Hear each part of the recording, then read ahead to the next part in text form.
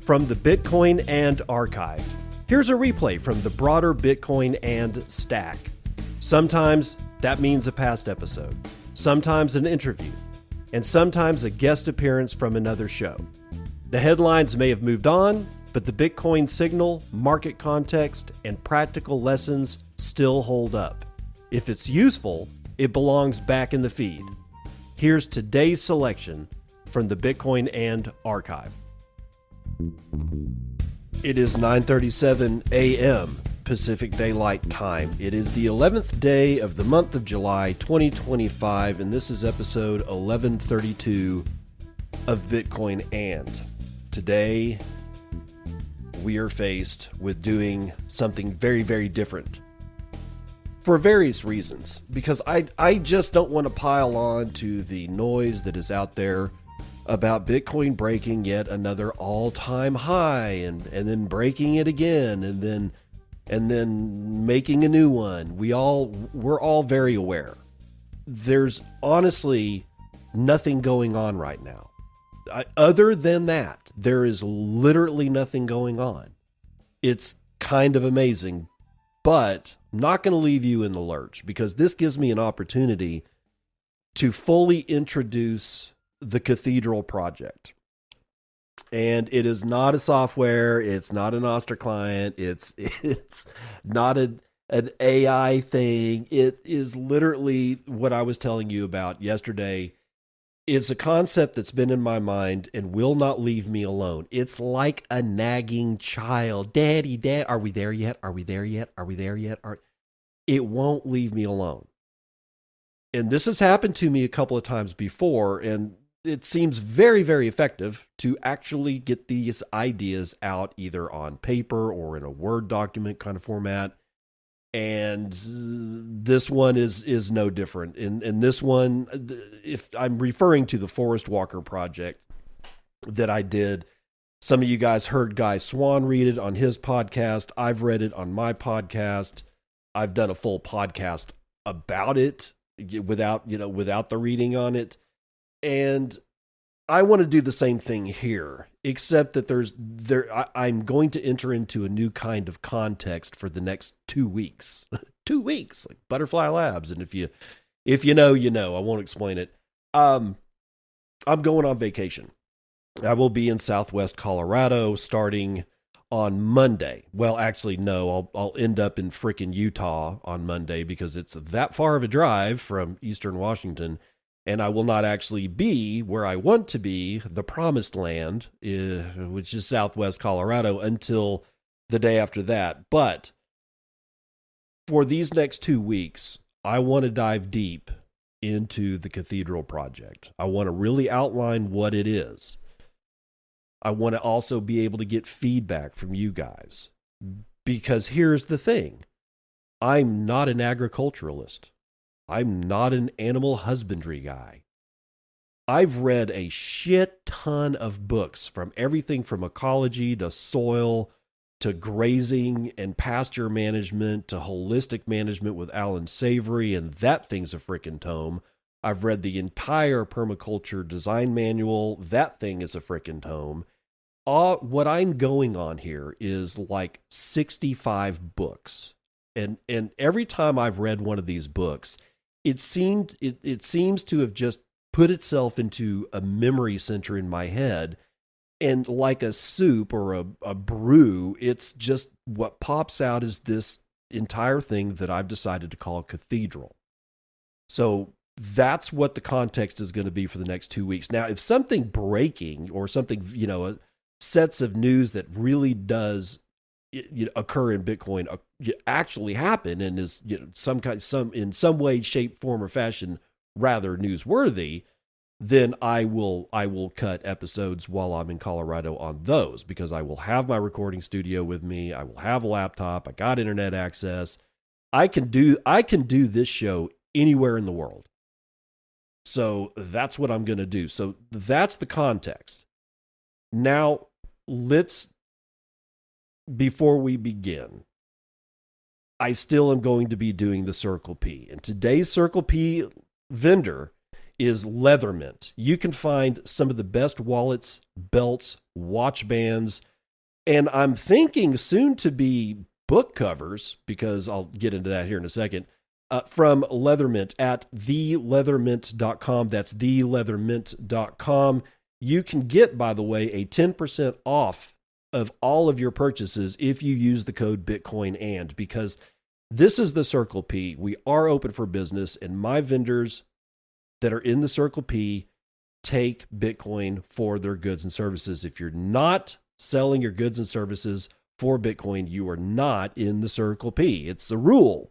We all got to have rules, and Leathermint follows the rule. Actually, he doesn't follow the rules. He's always taken Bitcoin for his goods and services. And dude, his goods, oh my God, his wallets are freaking gorgeous. Highest quality leather. And I picked Leathermint for today's show because part of the Cathedral system is grazing animals, and we start with cattle, and cattle produces high quality food for humans, but they also produce high quality hide, which can be turned into high quality leather, which can then be cut and sewn into things like belts and watch bands and book covers, and in this case, wallets. One of my favorite wallets that he has, just by looking at it, is the Max, M-A-X. It's named after Max Kaiser. Max Kaiser has this tendency to wear lots of white and lots of orange. So this wallet is white and orange. Its cover and inside is white, and all of its accent marks like the edging and things like that, they're all in Bitcoin orange. It's a really gorgeous wallet. And you know what happens with this wallet when you lay it down on something dark? You don't lose it. Like my iPhone, I lose it all the time. Why? Because it's pitch black. For some reason or another, all my furniture is black or dark or whatever, and I can't find my wallet because it's dark. I can't find my phone because it's dark. You're not going to lose this wallet. And when you get this wallet, it's going to be with you forever. In fact, your kids will probably fight over it when you're dead. The stitching is done by hand. It's high quality stitching. And that's what makes the difference between a cheap, crappy wallet and a high quality, everlasting wallet like you'll find at theleathermint.com. Go to theleathermint.com, check out all of his wallets, but at least take a look at the Max. This thing is an awesome looking wallet. I got to tell you, man, it's pretty cool. But he's got things like some of these things are the inside. If you've got credit cards, they're protected by RFID, or not RFID. Well, they are actually, I'm sorry, RFID shielding, right? So these wallets are more than meets the eye. He's produced a couple of wallets in the past that actually has an NFC thing going on. So you can just tap your wallet on something that's NFC charged and pay in Bitcoin. The guy's got it down, man. Go to theleathermint.com. That is theleathermint.com. Find the wallet, the last wallet that you will ever own, and use Bitcoin and for a 10% off discount. That way he also knows that I made the sale for him, and he will catch me on the backside with some sats. Now let's get into the meat and potatoes of today's show. This is the introduction of Cathedral. It's not the full sketch. It's not the full plan. It's not everything. All right, this is going to happen over the next few weeks. So we're going to begin with the introduction. What is Cathedral? Well, it's a model. It's more like a blueprint, right? And it's challenging the way that we think about land and animals and trees and time. Bitcoiners are always all about time preference. We've had to completely refit the way that we think about things. We've had multiple discussions about things like fiat architecture, fiat fashion, fiat food. And we've all come to the conclusion, not all of us, but most of the Bitcoiners I know at this point, we don't think in what happens to me next week. We think about what happens to the third generation away from after my death. That we're really starting to embrace this idea, and God knows we need it. I can't handle one more strip mall.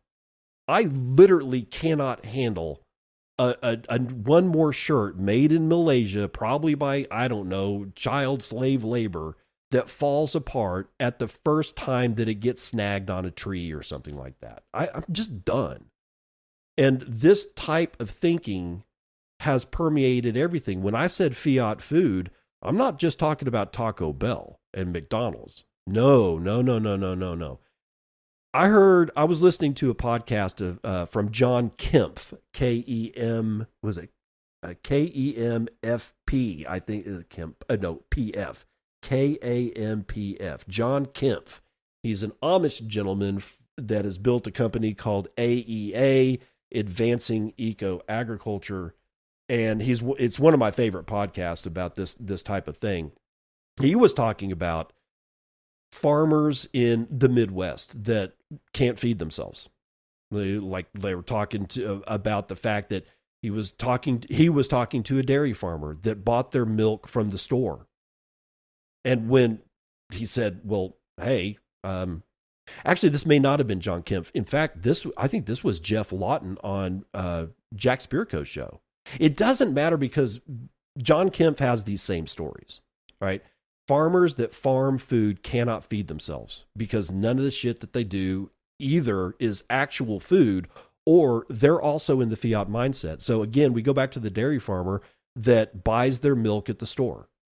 And when asked about that, they thought it was an odd question to be asking. Why wouldn't you buy your milk at a store?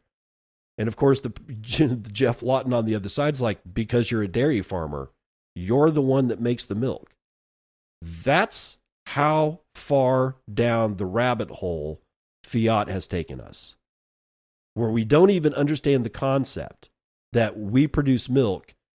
We could be able to go get that milk fresh from the cow and refrigerate it if we want and use it and drink it, make butter from it. We could do all kinds of stuff, but we could at least scrape the cream off for our coffee and then drink the whole milk. But this concept fell flat when Jeff Lawton was talking to this particular dairy farmer. Same thing with a wheat farmer. How much wheat do you think you can eat? You're going to need some kind of animal protein. Jeff had another story. It's like, it was the same dairy farmer. Like, literally, why don't you take some of the bulls that are born? Because even though you're a dairy operation, it's a cow-calf operation. You got calves coming out every year. Some of them are likely to be male. Why don't you take them and castrate them and grow them up and then have them butchered? And the answer was because we buy our meat at Costco. And they're the farmer. We've really been shattered as a species by the concept of fiat, by governments never having our best interest in mind and permeating their influence through scientific fields and agricultural fields and university systems simply because if you don't fall in line, you don't get the fiat money that we can simply print out of thin air. It's destroyed everything, even the concept of what a farm is. I at this point, I no longer look at a commodity farmer as a farmer. I don't know what I would call them. I'm not mad at them. I'm just saying that a field of rye is not a farm. It's something else. I mean, hell, the dairy farmer, at least we can say, hey, there's milk, there's animal protein there, there's animal fat there. Wheat, barley, God forbid, the swaths of yellow canola or rapeseed that I see in the fields around eastern Washington make me kind of sick to my stomach. I mean, I know that's how they make their money, and I'm not gonna say, hey, don't do that. That's not my business. That's their farm. That's the way that they get paid. But something is very, very wrong. And I came across a long time ago the concept of what's called a silvopasture. Silvo means trees or forest. You could say that. Pasture means pasture. So the word itself describes what we're talking about. A pasture inside of a forest, or rather, forests integrated into pasture. It doesn't matter because both systems are present. And I've always talked about edge effect. When you have a system that is a forest, smack up against the system that is like a pasture, And you get to that edge where the pasture meets the forest, and you get a whole bunch of species that are not present in either one of the systems. It's the most productive part of both of the systems. And there's only one more system on the face of this planet that is more productive than what you would call a savanna, which is the natural form of a silvopasture. It means that there's trees and grassland and, well, actually, let's just call it pasture land, right? Pasture and trees. The pasture is huge. It's dotted with trees. And in like the Midwest, it used to be what was called an oak savanna. So the predominant tree was oak, and then it was basically a savanna or a huge pasture. And around those oak trees, man, dude, it's the most productive system in terms of the production of pounds of biomass, the amount of animals it can feed. There's only one more system on the face of this planet that can actually produce more, and that's a mangrove swamp. And I'm not living in Vietnam, so I'm not going to worry about mangrove swamp. I'm going to worry about silvopasture. So think trees and pasture. So let's do the definition of the cathedral. It is 1,000 acres. It is a regenerative silvopasture system. Now, it's a model, it's a template, it's not a prescription, because what would work for USDA Zone 6, and if you don't know what USDA zones are, it basically sets how much moisture you get in a particular place, what the frost temperatures are going to be, the lowest temperature, the highest temperature, the average temperatures, the amount of moisture, all that is defined in these USDA zones. And what's good for USDA Zone 6 is not necessarily going to fit in USDA Zone 3. In fact, if you tried to build a system for USDA 6 and put it into USDA Zone 3, it would be a complete failure. It will be a complete failure. And the same thing is probably true if you went up. So like if you were living in the panhandle of Texas, which is a good definition line between USDA zones 6 and 7, but you built it for that and then took it down to USDA zone 11, which is closer to the equator, probably not going to work. So this, when I mean this is all the stuff that I'm going to talk about is a blueprint. I'm going to talk about black walnut trees. May not work where you live. And you may go, oh my God, I can't believe it. You may live in a place where if you planted a black walnut tree, it would fall over dead within a week. Then we've got to think about what other tree. But in a system that is this big, I can't do a prescription for every single USDA zone in every single region and every single whatever. It's impossible. But the framework here is what is important. How do these things work together? So it's flexible. And I think that this is one of the reasons why I do get excited about it, is that if the black walnut tree is the main nut producer in the system, is not applicable for your land, what about pecan? What about hazelnut? Yeah, how can this system be flexible enough to change where it is? Like, for instance, the model is on flat land. How much flat land is actually out there? Not a whole lot. Well, even what you think is flat has some kind of natural contour to it. But if you've ever been to the Palouse region of Washington State, if I were to try to apply the model that I'm bringing you here, everything would have to change. Not just the species probably wouldn't have to change, because I'm USDA Zone 6 here. I was USDA Zone 6 in the panhandle of Texas. And if that don't blow your mind, I don't know what will. But the way that it's physically laid out, it would not work here. You'd have to respect the contour, which I wouldn't have to do on a blown out hayfield in eastern Colorado or eastern Colorado or the panhandle of West Texas.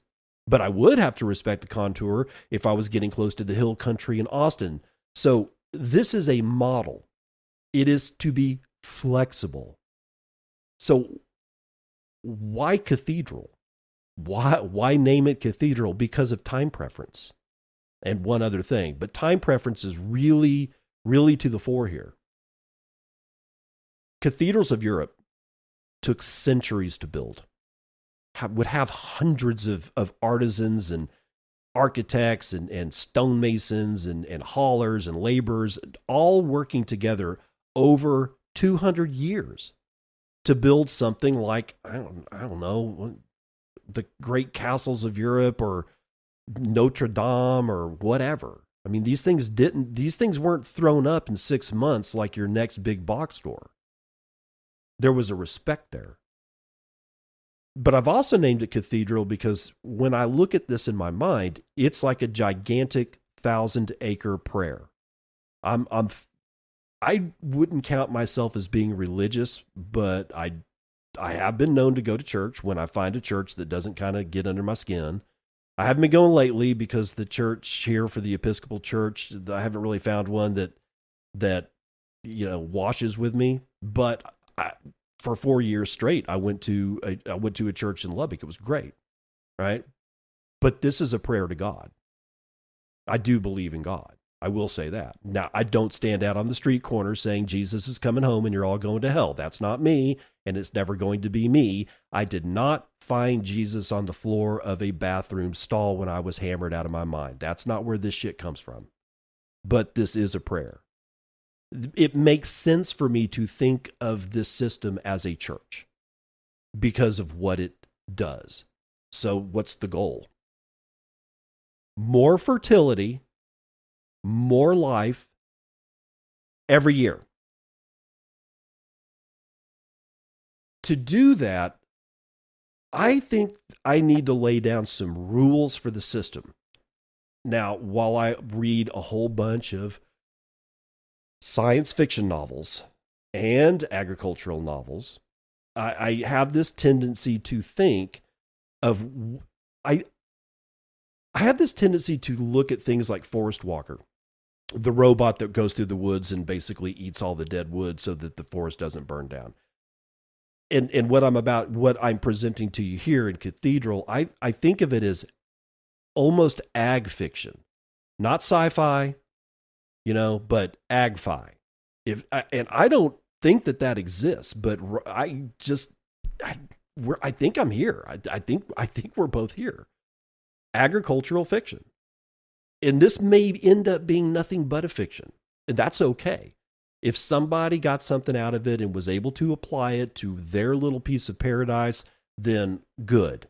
I'm totally fine with that. But in my reading, I ran across the robot novels from Isaac Asimov. And if you've read those novels, you know where I'm going with this. It's the 3 laws of robotics. I've just reapplied them because it makes sense here. So for Cathedral and the Cathedral Project, the rules are simple. Now, the outcomes end up being complex, but the rules are simple. The first law is that the land must become more fertile and abundant every single year. The second law, every square inch of ground must not only maximize productivity, but increase its productivity unless, for some reason, that breaks law number 1. The third law, no synthetic chemistry can be used ever unless needed to obey the first 2 laws. I don't like chemistry. I like biochemistry. I think there's a lot of answers in biochemistry, fungus, critters, bacteria of all different shapes and sizes. That's actual soil fertility. Dumping nitrogen on the land causes compaction. And I never realized that before. I thought it was just tractors driving over the land that causes extreme compaction, which is not good. No, that helps, that doesn't help compaction. Well, it helps to compact, but it's the amount of synthetic nitrogen that you dump on the land that causes plants to essentially shut down its associations with the soil critters and doesn't feed them because it doesn't need to. It's got all the nitrogen that it wants. And because those little critters are shut down, the biochemistries that they release into the soil that causes soil aggregation that allows water to infiltrate and air to infiltrate shuts down. And there's only one path forward: the eventual compaction of all the land that's being treated with synthetic fertilizers. That's why this shit isn't allowed. However, hey, if we were to start this out on a blown out hayfield, you're probably going to have some kind of chemical inputs to kickstart the system. But the goal is biology only. So let's talk about the design logic, because this isn't a farm and it's not a ranch, but it is a system, right? So let's talk about the tree lanes. Actually, I'm sorry, I jumped ahead. I want to talk about the perimeter. So 1,000 acres, think of a square, 1.5 miles on a side. So 1.5 miles east to west, 1.5 miles north to south. A complete, beautiful square. And here's where anybody who's an agriculturist starts laughing, and which is why this is merely a model. How many perfect squares of land are you actually going to be able to find? You actually will be able to find a lot, but there's a whole bunch of land out there that's just waiting to have this model planted on it, and it ain't a square. So we have to be able to be flexible in this model.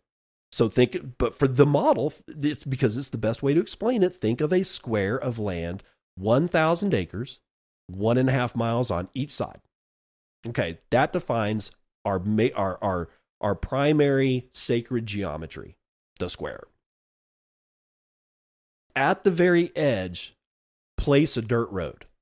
Don't have to pave it, don't have to gravel it, but you need access to every point by vehicles all the way around. So essentially, you don't place a road, you don't prepare a road, you just designate where the road's going to be. And that's where you put tractors or combines, or where you run cattle if you have to move them, from one side of the system to the other without going through the whole system, because it's a maze. We'll get to that. This is where you do that. That compaction, which will eventually occur, is actually okay with me, right? So the first thing we have is a square that's a dirt road all the way around. It'll just become a dirt road simply by treating it as a road. Think of it this way. If you have a really high quality $1,500 Japanese knife, do you know how to turn that into a cheap ass utility knife really quick? Use it as a utility knife. Use it to open boxes. Use it to cut shoelaces to length. Use it to cut leather. You'll take your $1,500 Japanese chef knife down to a utility knife real quick. Same with the road. I don't have to prep it. All I have to do is utilize it for what it's meant to be. So I've defined the very first part of this. The extreme edges of this square is for transit and is to be used as such. Now, we get into the first part of the meat and potatoes of this. The line of black locust trees intermixed with honey locust trees. These are support trees for the main tree coming, which is the black walnut tree. So envision in yourself a line that is the road, and then a line that is black locust and honey locust trees, and then a line that is black walnut trees. Right? So the black walnut tree is there for a couple of things. It is the majority of the carbohydrate drop for this system. It is the meat of the black walnut is slightly sweeter. It's got a deeper, more complex flavor than the English walnut, but they're drought tolerant. Okay. Let's just say they're mildly drought tolerant. They will die if they don't get water. I mean, that's a thing. But they're pretty much disease resistant. In fact, English walnut trees are grafted onto black walnut tree rootstock because of the fact that it just doesn't get that much diseases. It's disease resistant. And black walnut meat is actually kind of, it's a different flavor. It's good. It's good meat. But there's something else about the black walnut tree that comes into play here. We'll probably get to that later, but that's the nut tree. Now, again, black walnut tree doesn't thrive in your area. What about pecan trees? What about a different cultivar of black walnuts? What about a different cultivar of pecan trees? What about American chestnut trees that have been hybridized with Chinese chestnut trees? That's a thing. There's a good chestnut meat market going on.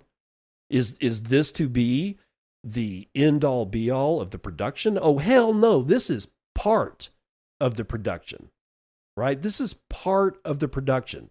There are many, many revenue streams that we're going to go through here. Nuts, just part of it. But that's for different episodes. So right now we have a kind of a structure. Oh, well, okay. On the other side, so we got road, we've got support trees, or also known as nurse trees for the black walnut trees, and that would be the black locust and the honey locust. Then we got the black locust. On the other side of the black locust is another row of black locust, or on the other side of the black walnut trees is another line of black locust and honey locust trees. Honey locust trees are to be thornless. Otherwise, you will be walking around Jesus's crown of thorns everywhere you go, and we don't want that shit, right? And yes, black locusts do have thorns. We'll get to all that. But then on the other side of the black locust and honey locust nurse tree is a hedgerow, which is multi-species. We'll get into why that hedgerow is there on the inside of this here in probably a moment, and if not a moment, in definitely another podcast, because really this is all supposed to be an introduction, and I don't want to get too damn deep into the weeds. See what I did there? But we do need to go through some more stuff, because now that we've got a framework for the outside of the sacred geometry, if you want to call it that, we've got road, we got the support trees, we got a primary tree lane, and then we've got more support trees on the other side, and then we have the hedgerow. Right on the other side of that hedgerow is another designated road. Again, the same way that we think about it. We're not going to gravel it. We're not going to really prepare it. We're just going to utilize it for what it is to be. And that is a way to get around the entire interior of Cathedral, right? We have to be able to have access everywhere. These roads, by the way, are about 25 foot wide, so they should be able to accommodate quite a bit of machinery, right? They won't take a 30-foot combine unless you tow the combine header behind the actual tractor. And if you do that, yeah, it'll work. You'll be fine. You just have to set up inside. Why would there be a combine involved? We'll get to it, I promise. But now let's look and try to visualize the inside of Cathedral. Now we've entered the church, ladies and gentlemen, and what do we find but tree lanes? 23 tree lanes, about 7,406 foot long each. Now, between the tree lanes, the tree lanes pretty much are kind of exactly like the outer rim, except there's hedgerows on both sides. So, think of you've come inside the church, and the first thing that you see is a pasture. It's 150 foot wide. That's from the edge of the sacred geometry of the square to the first tree lane that you see. I've got the model set to where all tree lanes run north to south, all of them, so that they get just as much sunlight on the east side as they do on the west side of each individual tree lane. And again, there's 23 tree lanes inside this 1,000-acre plot, and they're 7,400 foot long. They almost go to the opposite end. They begin right at the edge, but they end just short of the other side. So if we're looking at the tree lane, the first tree lane, let's say it goes from, it starts on the south side, so it's connected to the edge and nothing can get through it. If you go and walk 7,400 feet down, it stops just short of the north side of the edge. And there's a reason, there's a very good reason for that, which again, we will get to. The 150 foot that's in between each, like from the outer edge to the first north-south tree lane, is there for pasture grazing. It also could be used for what's known as alley cropping. You could put, instead of grazing animals in there, you could, if you so chose, grow a crop of wheat or barley or rye or, God forbid, rapeseed. I hope nobody does that, but hey, it happens and we have nothing to do about it, right? In my mind, the pasture, the 150-foot span between each of the lanes, is for cattle. And that's where the rotational grazing is going to come in. And it's also where the rest of the structure starts to unfurl itself for you as we move through this. But for now, just think of a box that's contained on all sides, except there's like there will always be a couple of some entry points into the system, because access is key. If you don't design in access, everything is for naught. But for now, just think of all those trees in the hedgerow and the nurse trees that are all on the outer edge as a fence, a living fence that is animal type. No, this isn't going to happen overnight. This is why this is a 1,000-year plan. That's part of how we kickstart this thing up, but that's another episode. I'm just thinking of the mature system. If you were to accidentally stumble across it after it's been live and going hard for 350 years. That's where we're at right now. I probably should have said that up front. But somebody's got to start this. Somebody's got to grow the trees. Somebody's got to do the hedgerows. Somebody's got to make the plan, right? But what we're after is, what does this look like at maturity so that we can wrap our little bitty, itty bitty minds around it? Because it's a big system, and my mind is having difficulty trying to interpret this whole thing myself, right? So 150 feet between tree rows means what? I designed it that way for a 30-foot header on a combine. You can take 5 passes down each of the lanes, and the tractor and the header will fit, and it will be exactly 5 swaths of, if you decide to grow wheat or barley. Again, all I needed to do was say, hey, I only care about pasture. I only care about grazing animals. You want to farm it, you farm it. But to be flexible, I'm like, all I really have to do is figure out how many passes a tractor with a 30-foot header can do. And I just said, okay, 150 feet. It's like, okay, that works. That's 5 passes with a 30-foot combine. Okay.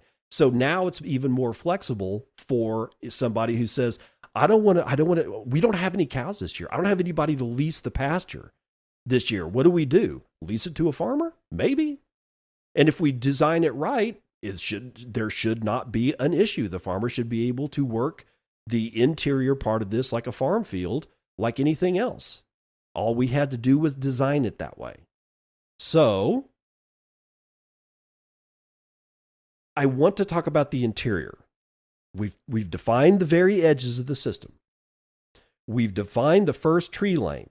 It connects at the south and goes to the north, but doesn't quite connect to the opposite end. So if we start right inside the outer rim of the system, and between that and the tree lane on the extreme south side, we define with fencing or whatever, electro fencing, however we want to do it, a containment paddock for a certain number of cattle, and they graze that. And then you move them the next day, and they graze the next acre. And you move them north the next day, and they graze it. And then you move them north to a new fresh acre in the next day, and they graze that one, and on and on and on, until you end at Well, until you end at the end of the first tree lane. And then you hook a right to the east. And that's why the tree lane doesn't connect to the north side of the edge of this particular property, because you need the cattle to move into the next lane. So they move to the north, they move to the east, north of the end of the first tree lane and south of the north edge of the property.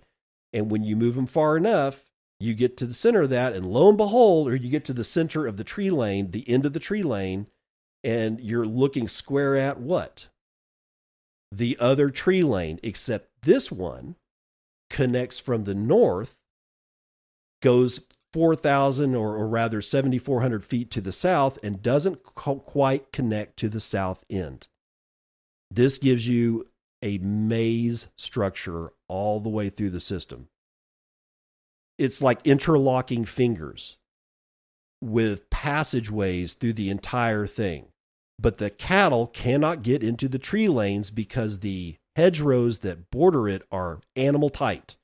And if we do it right, we would even be able to contain hogs and pigs. If we did it right. Now, hogs and pigs, different animal altogether. Cattle don't really like to be annoyed. A pig, that's a different animal. Literally. We'll get to that. It's animal tight because I don't want the cattle walking around inside the nut tree lanes. I want them to stay in the pasture. There's nothing for them in the tree lanes anyway. And I don't want to build that much fucking fencing. The amount of fencing we're talking about would be, everything about this is already cost prohibitive when you start thinking about it. And this is why these elements have to come in stages. That's why this thing is at maturity at like 250 years, about the time it takes to build a full cathedral in old Europe. All right, so just keep it all in mind. But that's why the hedgerows. The hedgerows should also form a different function. They should produce medicine, food, fuel, fiber, whatever. We'll get to all that in later episodes. Right now, let's go back to the cattle. We've got a whole new 7,400 foot long, 150 foot wide pasture lane to graze these critters on. And now we start moving them from the north to the south. And we get to the south end of that second tree lane, we hook left. Right? So now we are able to get around the other side of the tree lane. And then we go to the north, we hang a right, we come down to the south. We hang a left, we go up to the north, we hang a right, we come down to the south. Rinse and repeat until you end up on the extreme. Let's say we started on the west-hand side. We end up on the extreme east end side. The travel time for those animals should be exactly 1 year. Maybe longer, maybe shorter. It depends. How much fertility is in the soil? How much forage is there? How many cows are you running? All these questions and more will be answered, I promise, at least in a theoretical standpoint. I know enough cattle ranchers I can start asking questions to. But the framework here is what's important. I know the framework works. It's the details that's going to make or break something like this. It's how the management of startup handles this that'll make or break this. It's how the ongoing management of a mature system works that will make or break the system going forward. These things are problems. I'm not going to lie. These are hard, extremely hard issues to work through. But if I don't put this thing out, like the kid that's going, Daddy, Daddy, Daddy, are we there yet? Are we there yet? Are we there yet? Then I'm going to end up in a straitjacket, like I told you yesterday. And I do not want to end up in a straitjacket, so all this comes out. So if you already know that there's problems, then boost me and tell me about it. Or get a hold of me on Nostr. My Nostr profile, you can get to my Nostr account anywhere from any of the show notes. It's in there. All you got to do is click on it. It'll take you right. And you can read me the riot act and I will be fine with it, because I will definitely learn something and I will definitely be able to integrate it into this system. But I'm not done for today just yet. Right? So now we've got you've got the maze logic. You've got the fact that the hedgerows are there for animal containment, so they've got to be animal tight. You've got the fact that there's the black walnut trees are there for nut production, and then there's black locust as well as honey locust there to support the black walnut trees. How? The black locust is a nitrogen fixation tree. It's a legume. The honey locust is there. It has associative nitrogen fixation, but it's not a true legume. However, its presence has demonstrated that it, in conjunction with soil critters, where we think it also fixes nitrogen. If I'm fixing nitrogen right at the edge in the drip line of the black walnut tree, what am I doing? I'm fertilizing the black walnut tree, and I'm not applying synthetic fertilizer. That's why the black locust and the honey locust is there. The honey locust comes into play later on. We'll get to it as usual, I promise. But you have a sense of the layout. If you were to look at it from the top, and I'll try to provide it. I've got a couple of schematics that I will start providing when I do these write-ups. I promise. I swear. I'm not going to leave you in the lurch. If you're having difficulty visualizing this in your mind from my description, I'm not going to blame you. That's why it's on me to make some of these things that I've been working on, these drawings that I've been working on for a while. I'll make them available so that you can just see it. All right. I promise it's not going to happen today, but I promise it will definitely happen. Now, I want to introduce a concept of measurement. And I've said this on Nostr, and if you see me on Nostr, and I've even said it on X, but I don't get any traction on X because I refuse to pay freaking Elon his $80 a year or whatever, or a month, or whatever it is that he wants. But I'm not going to buy engagement. I get natural, organic engagement on Nostr. And if you're not on Nostr, why? Anyway, let's talk about this. I've introduced the concept of, well, let's start with some of the other units that we all know and love, like the light year. Some people, it's like, oh, it's a measure of speed. No, it's not. Speed is a component, but it's a definition. It's more of a definition. A light year is a measure of distance. It's the speed of light and how far it goes after the speed, given the speed of light that a particle goes after it's been traveling at the speed of light for 1 year. We have acre feet. That's not a measure of area. Acre is a measure of area. You know, it's like 43,600 square feet or something like that. But an acre foot is actually a measurement of volume. It's 1 acre multiplied by depth. And we use this for water, right? So like 100 acre feet means that you've got 1 foot of water on top of 100 acres. That tells you how much volume you have. There's many things like that. There's cow day, there's person hour, there's many of them. But I've never heard of the following measurement: an acre year. What the hell is an acre year, and why is it right for Cathedral? Well, how much I think of acre year as a way to measure solar productivity and biological momentum. Now, there's no unit for it, not really, right? This is just a concept. Like everything else about Cathedral, it's a model. It's designed to be flexible. But I've never heard of acre year. What can we do on 1 acre over the period of 1 year? Whether it's to destroy fertility, build fertility, or it doesn't even have to be that. Maybe somebody's thinking of, what is the square foot revenue I can get from an acre of land if I build a mall on it?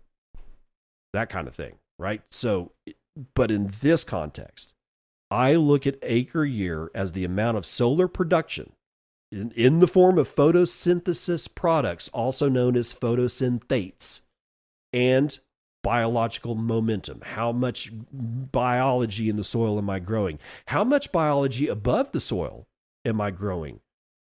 I mean, when I look at an acre, I see a completely different thing than just a dead patch of land in West Texas. I see nothing but potential. And it's all driven by solar energy. Every ounce of energy you see on the planet that is non-nuclear its creation was caused by our sun. Every drop of oil, every drop of coal, every cubic foot of natural gas, it's all come from the sun.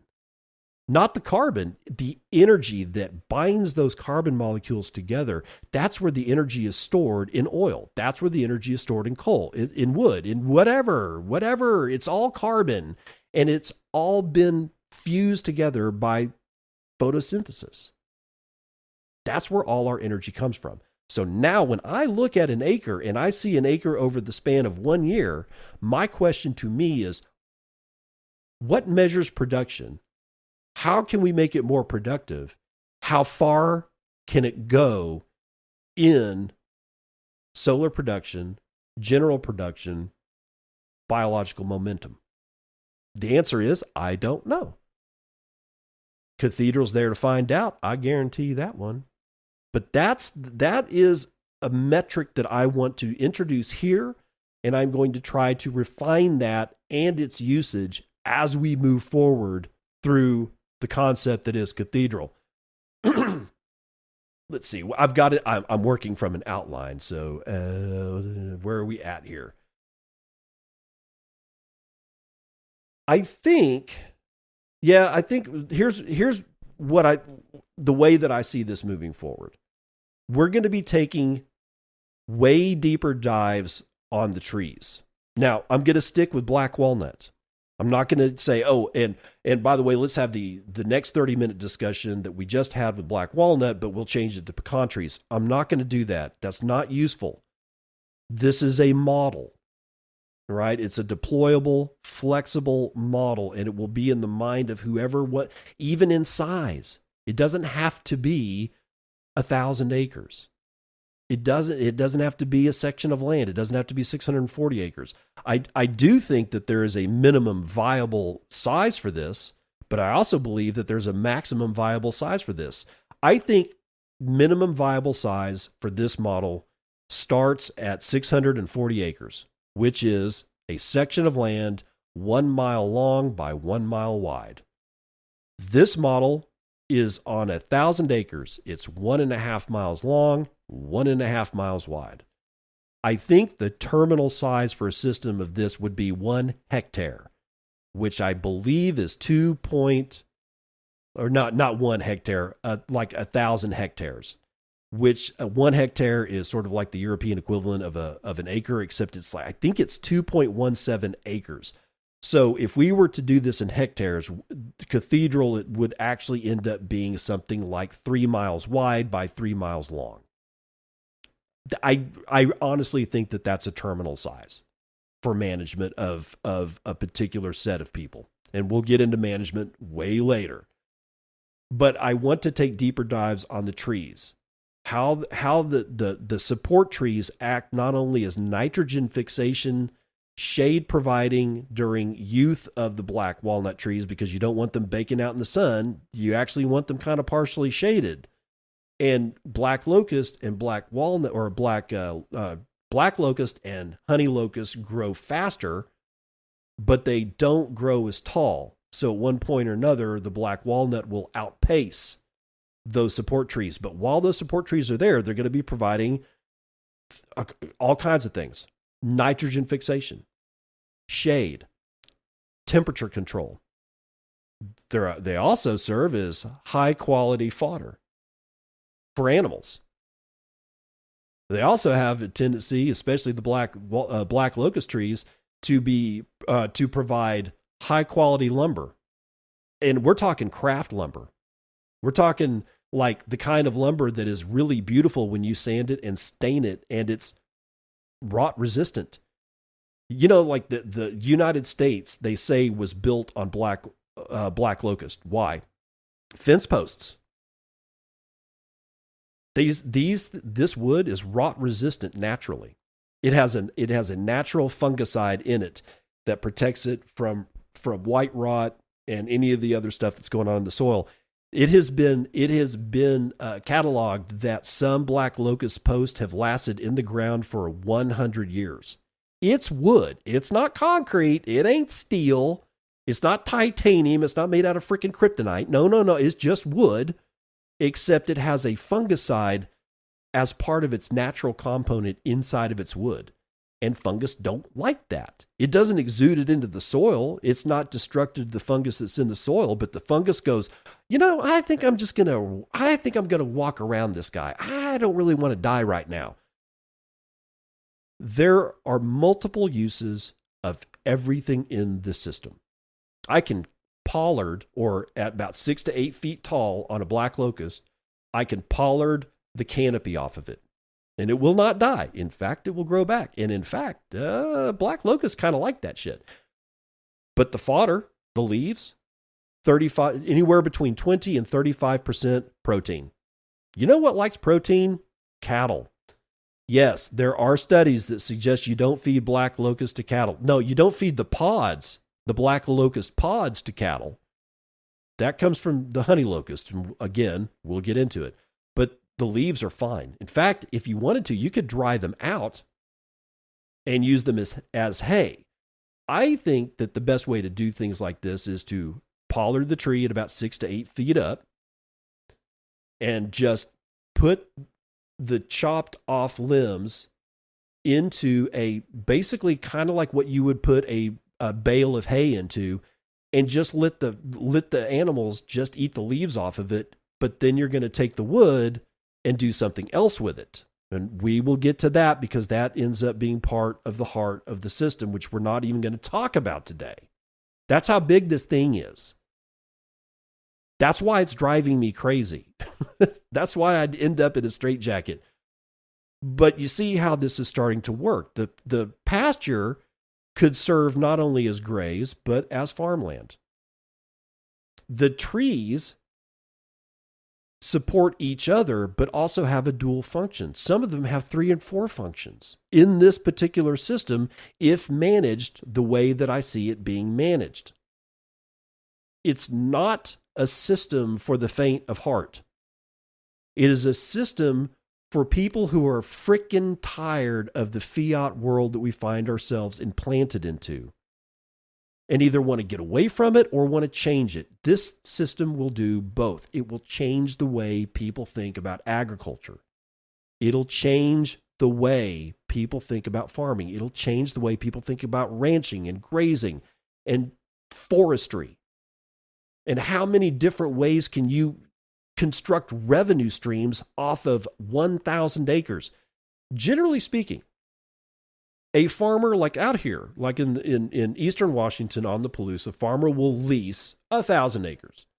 They will grow 1,000 acres of wheat on that 1,000 acres. And then most of the wheat around here grows beautifully, by the way. I mean, it's like, even if you hate carbohydrates and want nothing but animal protein, if you're like me and like that, I can't just stop looking at the hills when they have the amount of wheat that is stacked on them. It's absolutely freaking amazing.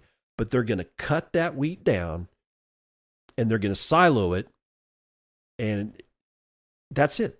They make one revenue stream with a given set of inputs off of 1,000 acres. And they don't make anything else from it for the rest of the year. In fact, for the majority of the year, all they're doing is spending money on this 1,000 acres. They make money one time. They have a single revenue stream, and that revenue stream happens in the 4-week window of harvest. And that's if you get to harvest it. Bad things have happened in the past. Wouldn't it be nice if you had 2 things on that 1,000 acres, and one of them got, I don't know, hit by hail, and the other one said, I like hail. Hail makes me stronger.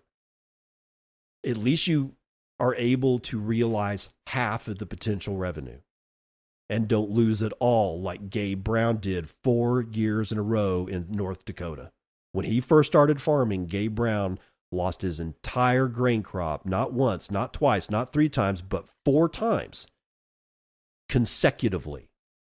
He didn't lose like two harvests and then had a good harvest and then lose 2 more. No, his first 4 years of farming was complete 100% loss. He learned his lesson. He has multiple revenue streams coming off of his land now. Joel Salatin is another farmer that I've read, that I respect, that I'm trying to figure out how do I take his management style and move it into Cathedral, because he has multiple revenue streams. He could lose all of his chickens and it would hurt, but he's got other revenue streams on that farm because he built those revenue streams into that farm. And that's what this is supposed to do. That's what Cathedral is. So go to bitcoinandshow.com. Sign up for the email. I've got a couple of tiers up there. You want it free? I'll give it to you for free. You want it for $5, for $5 a month? I have that tier. You want it for $5 a year? I think I have that tier. I had somebody sign up yesterday for $50 a year. You don't have to. If you want to support what it is that I'm doing, I would love it if you did that. But everybody's going to get the information. There may be something that I release only to the people that pay.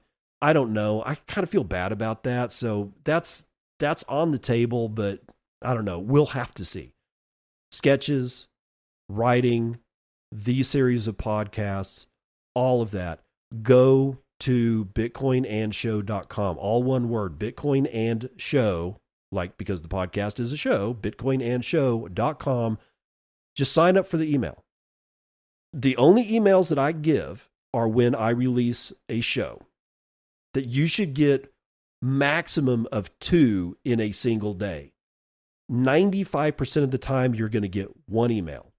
I do not share your email. Why would I? It doesn't make any sense to take something that is as valuable as a contact list and sell it to somebody else who may have a better product or a better podcast or a better way of writing or somebody who's more interesting. I'm not going to sell your list. It's just not going to happen. Go to bitcoinandshow.com. Sign up for the email. You're going to get this show. You're going to get the show if you're listening on fountain.app. You're going to get the show anyway, but there will be a link to the show. There will be a write-up about what we talked about today, and there will be some other stuff. This is where I will put sketches out. This is where I will put visual materials to help you see what it is that I see in my head. But the only way that I can make sure that you get it is if you actually sign up for the email, because there's otherwise I'd have to be could you give me mine on Telegram? Oh, could you give me mine on Signal? No, dude. That's way too much work. Just sign up, bitcoinandshow.com. That's bitcoinandshow.com, and I will see you on the other side. This has been Bitcoin and I'm your host, David Bennett. I hope you enjoyed today's episode and hope to see you again real soon. Have a great day.